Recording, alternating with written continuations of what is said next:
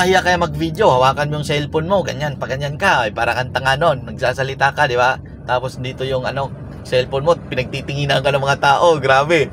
Ito yung pangalawang tips na ibibigay ko sa iyo para makapag-upload ka na.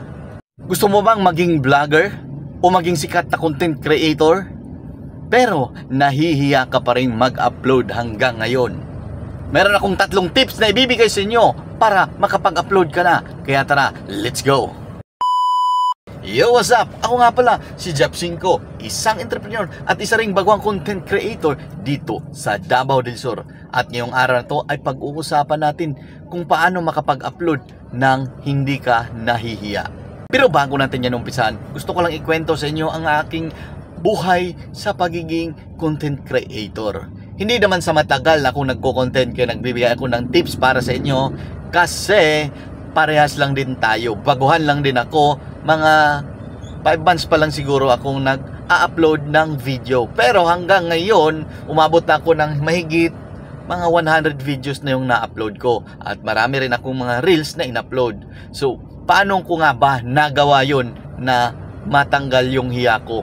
Unang-una dyan ay yung front cam technique. Yan yung unang technique na maibibigay ko sa iyo. Napakalupit ito, solid na solid to. Paano nga ba?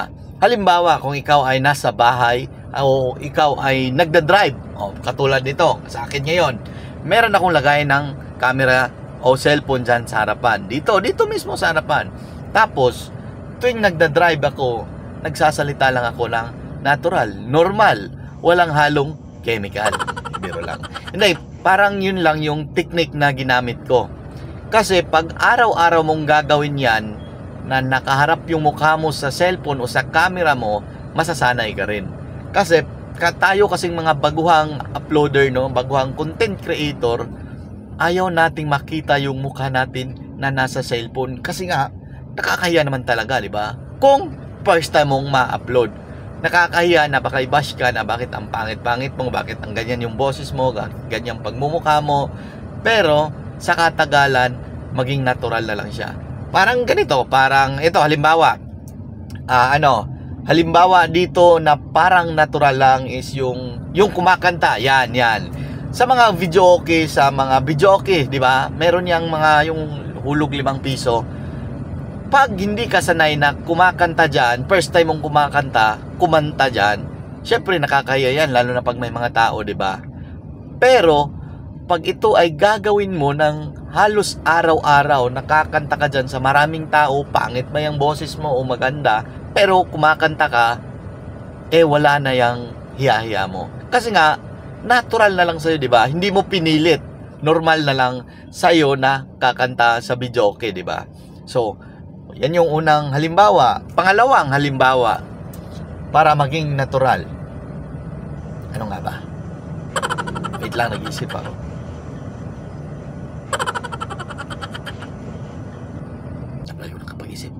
Pangalawang halimbawa, may naisip na agad ako.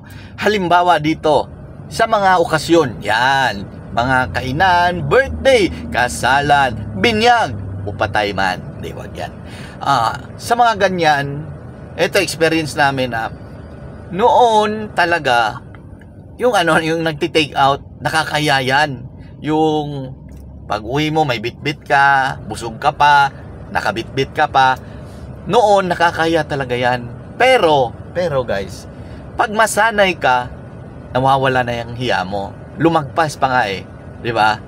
Halimbawa sa amin, noon, ayaw ko magbibit-bit ng ganyan kasi padalan ka ng pagkain. Kadalasan yan, yung mga dessert cake, yung mga spaghetti, yung mga macaroni, yun yung kadalasang ibibigay sa'yo tuwing imbitahin ka sa mga okasyon, sa mga handaan.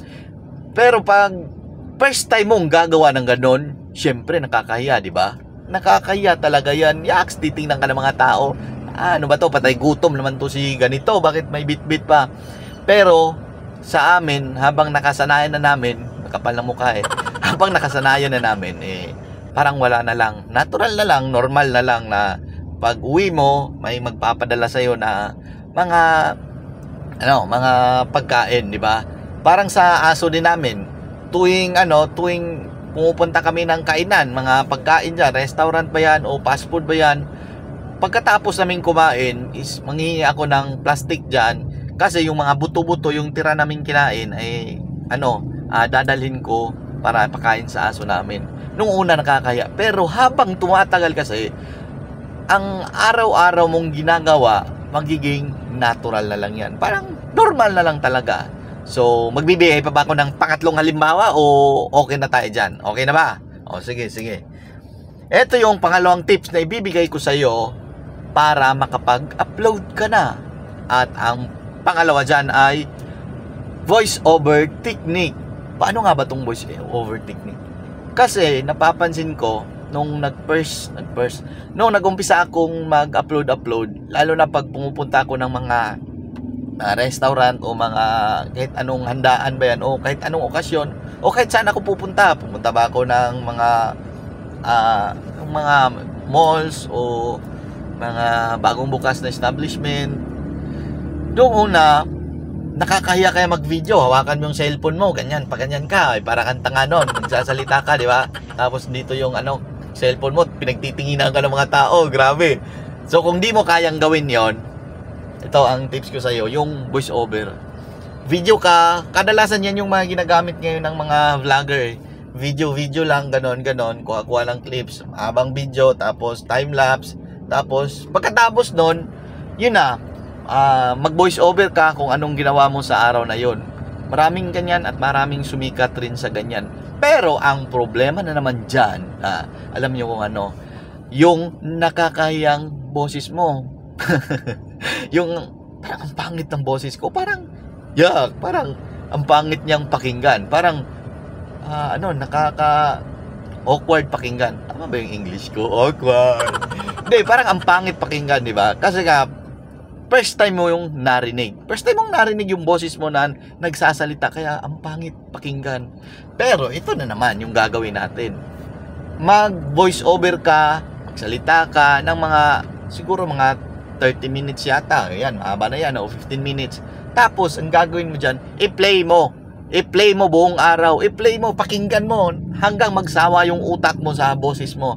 At pag nagsawa na yan, nasanay na yan, wala nang hiya-hiya. Kasi anong kakaya mo? Ganyan naman talaga. So, maging natural lang. Yung iba nga, gagamitin yung nakakatamang boses, yung distorted yata yun, tapos yung mga funny o comedy na boses. Pero sa akin, ito normal lang, kasi nasanay na ako. At pangatlong tip na ibibigay ko sa iyo, kung gusto mong mag-content pero nahihiya ka pa rin, ito ay ang ano nga ba yun? Ito yung kalimutan ko na naman. Naalala ko na. Naalala ko na. Ito yung technique na parang may kausap technique. Di ba? Marami akong nakikitang vlogger na ganyan yung parang may kausap. May mga kakilala kasi akong nagko-content na nahihiya sila pag solo video yung camera. Meron namang iba na ang lakas ng energy pag may kausap. Pero pag siya lang mag-isa is nabablanko yung utak nila.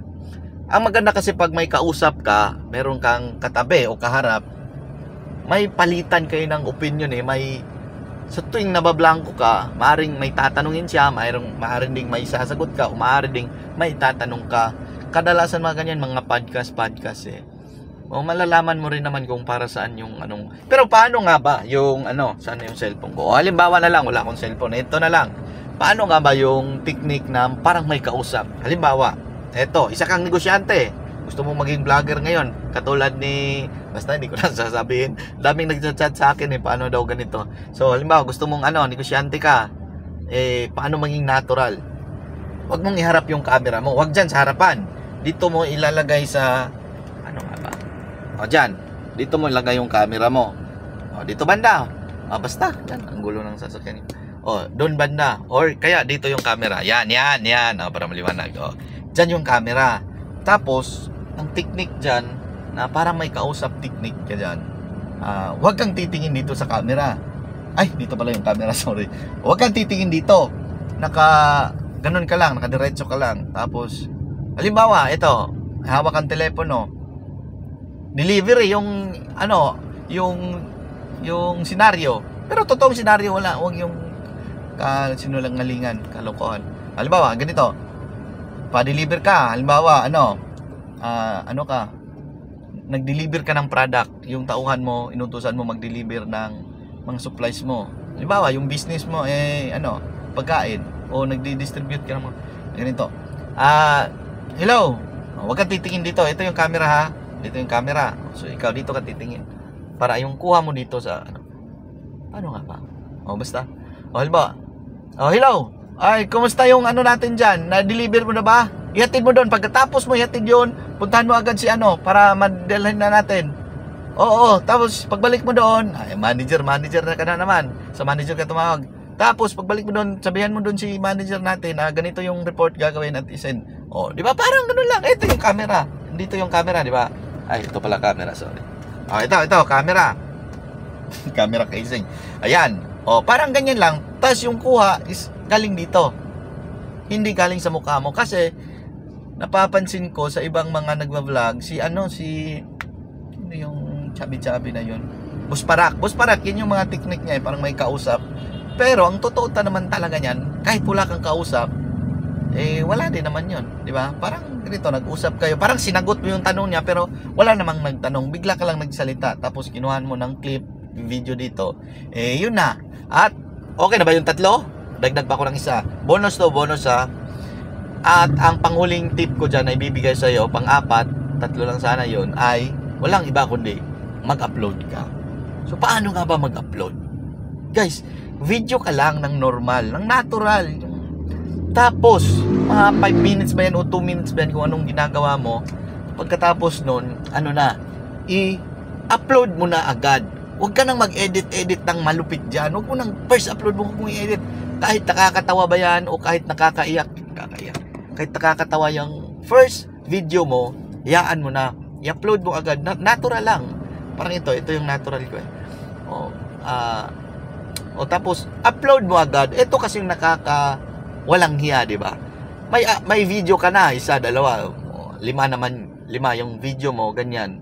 Pero, ang mga nakakahiya dyan, ang mga walang gana dyan, ang dami mong video, hindi mo in-upload. Anong ginawa mo dyan? Wala, di ba? Walang kwenta.